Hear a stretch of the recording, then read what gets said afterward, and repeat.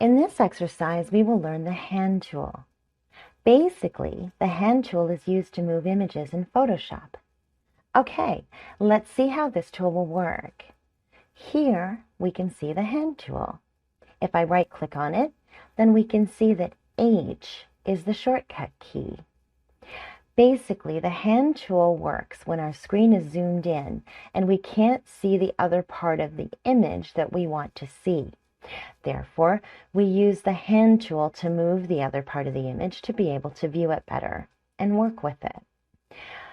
For example, if I zoom in on this part of the image and select the hand tool, then we can move it around. Something like this.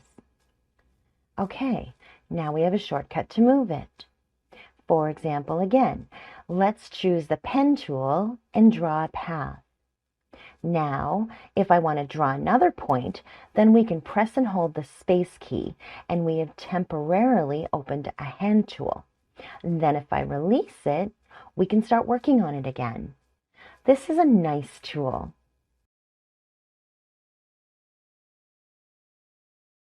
Okay, in the next exercise, we will learn the rotate tool.